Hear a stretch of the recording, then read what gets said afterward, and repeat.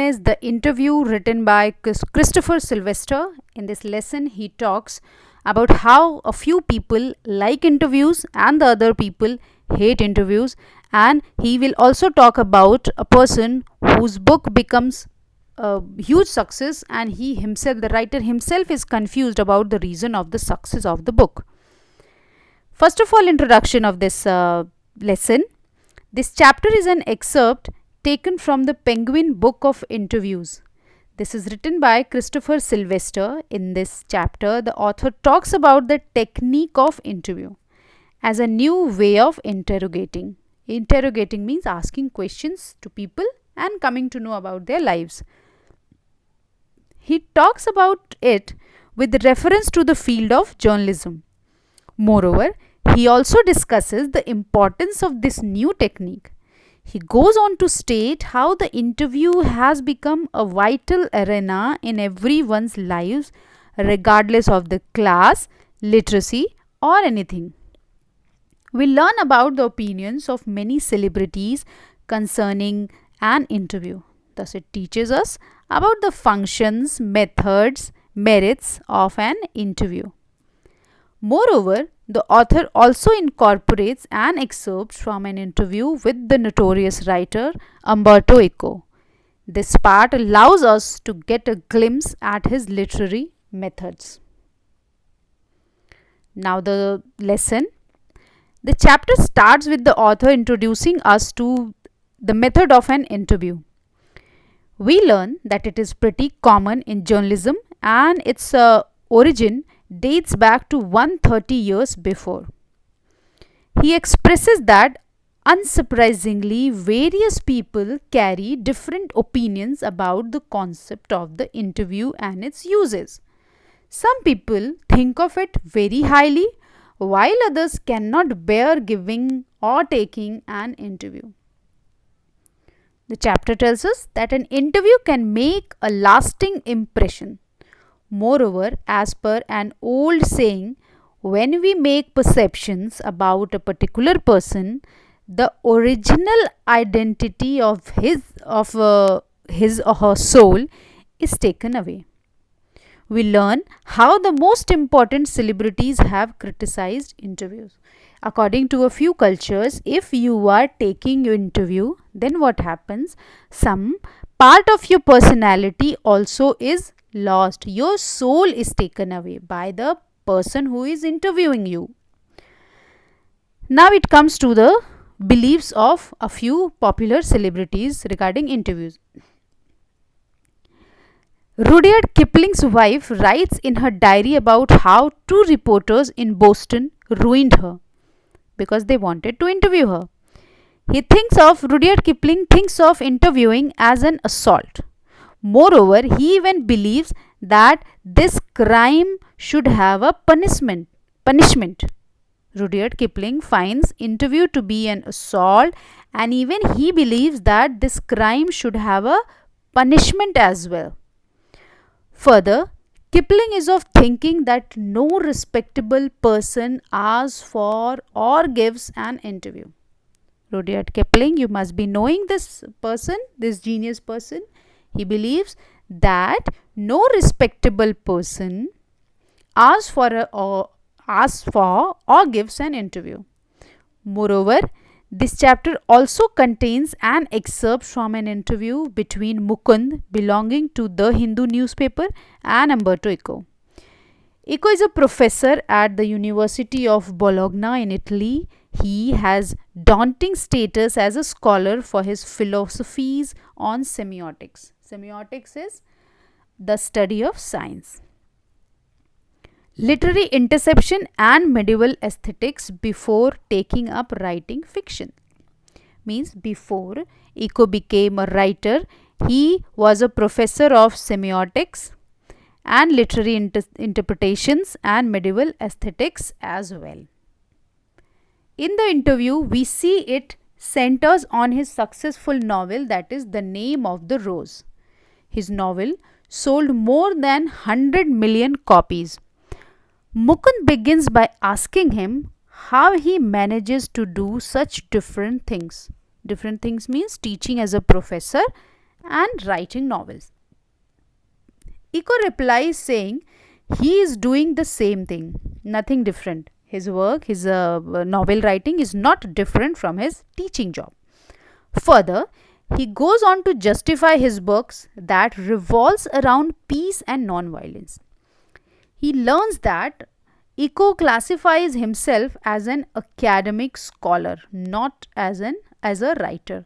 He calls himself an academic scholar, and he also calls himself a professor who writes novels on Sundays. He tells that he attends various academic conferences throughout the week and writes novels on Sundays only. Moreover, he expresses that others considering him as a novelist and not scholar does not affect him at all. He says, if anybody considers me a novelist and not a scholar, not a professor, it doesn't matter. He agrees it is rather tough to influence millions of people with academic work. So it is very difficult. Moreover, we also learn how he believes that our lives have empty spaces like the ones in atoms.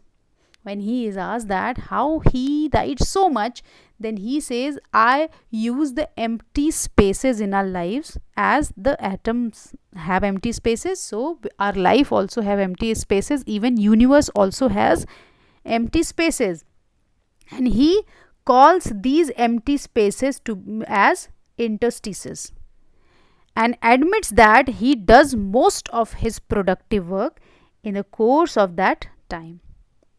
Speaking about his novel, he remarks that it is not an easy read. His novel is not an easy thing to read. He is talking here about The Name of the Rose. He has got a detective feature to it alongside metaphysics, theology, and medieval history, because this novel was based on the theme of metaphysics, theology, and medieval history. Similarly, he thinks that if he wrote the novel 10 years earlier or later, it would not have achieved the same success. Thus, the reason for the success of the novel remains a mystery. Here, when he is asked that his novel was based on such boring things, as people call it boring, metaphysics, theology, and medieval history, then how did the novel become a successful thing? Then he says that initially my American publisher did not believe that this book will be able to sell. But when the book was published, then she started getting more and more orders for that. Eco also says that not all reading is for everyone. Everything, every novel, every book has a particular set of people, those who read it. Not everybody likes all the books. And he says that such dry reading means, like mine, people of different mental makeup are needed. And then when it comes to the success, he says that though my novel was based on these difficult things, these topics, the theme was this, then also it became successful. I give all the credit to the timing of the publication of novel, because here he says 10 years earlier or later, if this novel would have been published, then it would not have achieved the same success, because maybe people of that duration, that time, that particular time when the novel was published, they were having the inclination towards these things. They liked these things and they wanted to know more about these topics or these themes. That is why they read his book. Now we'll quickly recapitulate it. Part 1, actually the chapter is divided into two parts. We are recapitulating the part 1. In this chapter, the writer talks about the pros and cons of interviews. It is an important part of journalism. Several thousand celebrities have been interviewed over the years. Today, every literate person will have read an interview or at some point in their lives, or must have watched on TV. Some people consider interviews a reliable source of truth, whereas most of the celebrities see it as an unwarranted intrusion into their lives. V.S. Naipaul feels that some people are wounded by interviews and lose a part of themselves. Lewis Carroll, the creator of Alice in Wonderland, never consented to be interviewed. He never liked to be interviewed and had just a horror of the interviewer. Rudyard Kipling had a condemnatory attitude towards the interviewer. His wife Caroline writes in her diary for 14 October 1892 that their day was wrecked by two reporters from Boston. It shows how much they hated to be interviewed. Even they considered interview as a crime and assault. Some of them feel that it diminishes them. Saul Bellow, though consented to be interviewed on several occasions, once described interview as being like thumbprints on his windpipe and he felt like being choked. Despite all these drawbacks, the interview is a supremely serviceable medium of communication. We get most vivid impressions of our contemporaries through interviews. We come to know about their thinking, we come to know about their working, their thought pattern through interviews only. Now comes the part 2. It is an extract of an interview of Umberto Eco taken by Mukund Padmanabhan from The Hindu.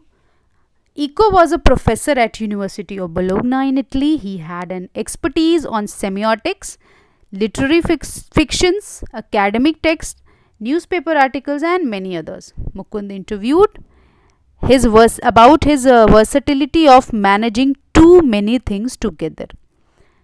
Umberto revealed the mystery and answered that he had discovered the way to use the empty spaces which is available in our lives. He could use every single moment of his time. And he had perfected the art of writing in a narrative style but applied it at about the age of 50. He started writing novels when he was 50. Who? Umberto Eco. Accidentally, he became a novelist after moving from an essayist. Originally, he was a scholar, a professor, and essayist, but he became a novelist accidentally.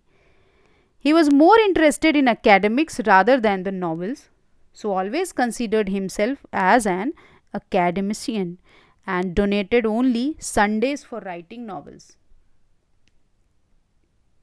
Mukund also questioned about the serious theme of his novel, The Name of the Rose, that was widely appreciated, and more than 10 million copies of this novel were sold all over the world. It contained a detective surface but delved into theology, metaphysics, and medieval history. He had no point of amazement about the category of the reader. He was never sure about its remarkable success. He assumed its huge success as a mystery which couldn't be unfolded. I hope you understood the lesson.